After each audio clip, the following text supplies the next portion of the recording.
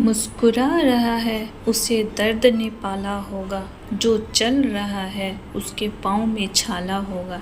बिना संघर्ष के इंसान चमक नहीं सकता, जो जलेगा उसी दिए में उजाला होगा।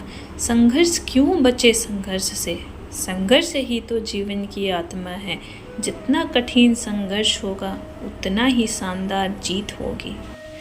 एक बार एक किसान भगवान से बहुत ही नाराज़ हो गया।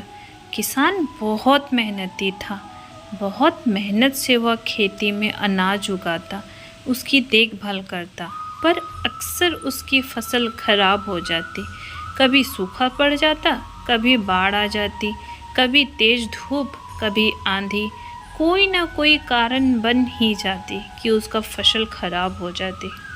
एक दिन वह किसान गुस्से में आसमान की ओर देखकर भगवान से कहा, ईश्वर, आपको लोग सर्वज्ञ मानते हैं कि आप सब जानते हैं। कहते हैं कि आपकी इच्छा के बिना एक भी पत्ता नहीं हिलता, पर मुझे तो लगता है कि आप छोटी से छोटी बात भी नहीं जानते। आपको तो ये भी नहीं पता कि खेतीबाड़ी कैसे करते हैं। अगर आप जानते होते तो हर समय जो बाढ़, आंधी और तूफान आते हैं वो कभी नहीं आते। आप नहीं जानते कि कितना नुकसान उठाना पड़ता है हम किसानों को। यदि आप मेरे हाथ में यह शक्ति दे दे कि जैसा मैं चाहूँ वैसा मैं मौसम कर दूँ, फिर आप देखना मैं अन्न के भंडार लगा दूँगा। भगवान इस किसान के तीखे वाक्य सुनकर मुस्कुरा रहे थे और वह किसान के सामने प्रकट होकर बोले, मैं आज से तुझे यह शक्ति देता हूँ कि तुम अपनी खेतों पर तुम्हारी जैसी इच्छा हो तुम वैसे मौसम कर दोगे। मैं बिल्कुल भी दखल नहीं दूँगा, तुम्हारी इच्छा से सब कुछ होगा। किसान बहुत ही खुश हो गए। किसान ने गेहूं की फसल अपने खेतों में बोई। जब उसे लगा कि खेतों को धूप चाहिए तो खेतों को धूप मिले, जब पानी बरसना चाहिए तभी पानी बरसा। आंधी, तूफान, बाढ़ कुछ भी उसने अपने खेतों पर आने नहीं दिया। किसान के खेत में इस वर्ष ऐसी फसल हुई जैसे कभी नहीं हुई थी।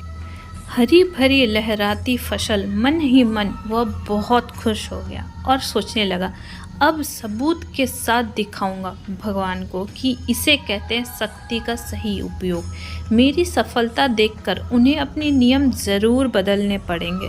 कुछ दिन गुजरे, फसल काटने को तैयार हो गए। किसान बहुत ही उत्सुकता के साथ फसल को काटने लगा, पर जैसे ही उसकी नज़र गेहूं की बालियों पर गया तो उसने अपना सिर पीट लिया और वह रोने चिल्लाने लगा। गेहूं की एक भी बाली के अंदर गेहूं का दाना नहीं था। सारी बालियां अंदर से खाली थी। किसान बहुत दुखी हो गया। उसने भगवान को रोते हुए फिर पुकारा, हे प्रभु, तुमने ये मेरे साथ क्या किया? क्या तुमने मुझे कोई सजा दी? भगवान बोले, पुत्र, ये तो होना ही था। तुमने पौधों को संघर्ष करने का मौका ही कहाँ दिया। ना तो तुमने उन्हें आंधियों से जूझने दिया, ना तेज बारिश से सहने दिया और ना ही धूप में तपने दिया। एक भी चुनौती का सामना तुमने उन्हें नहीं करने दिया। इसीलिए सारे पौधे अंदर से खोखले रह गए। जब आंधी, तूफान, तेज बारिश और धूप पड़ती है तभी ये पौधा अपने अस्तित्व को बचाने के लिए संघर्ष करते हैं और इसी संघर्ष से एक बल पैदा होता है जिसमें शक्ति होती है, ऊर्जा होती है। और यही ऊर्जा पूर्ति तेरे गेहूं के दानों की तरह जो नहीं फूटी, तूने उन्हें कठिन परिस्थितियों से गुजरने ही नहीं दिया जहां उनके अस्तित्व का जन्म होता। सारे बालियां इसीलिए खाली है, इसमें एक भी गेहूं का दाना इसीलिए नहीं है क्योंकि तुमने अपने पौधों को संघर्ष कराया ही नहीं। याद रखिए, स्वर्ण में स्वर्णीय आभात तभी आती है जब वह आग में तपने, गलने और हथौड़े से पीटने जैसे संघर्षों से गुजरता है।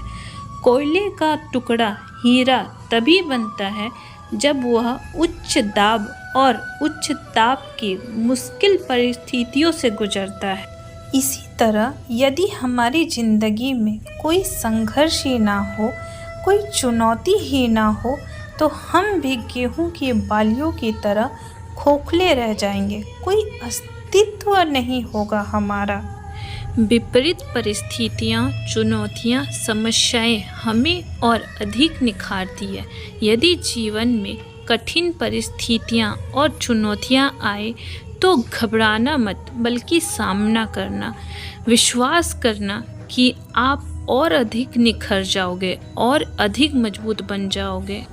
किसी ने कितना सही कहा है, जिंदगी जीना आसान नहीं होता, बिना संघर्ष कोई महान नहीं होता।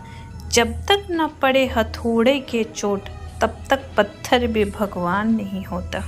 मैं उम्मीद करती हूँ कि आपको इस कहानी से कुछ सीख मिली होगी।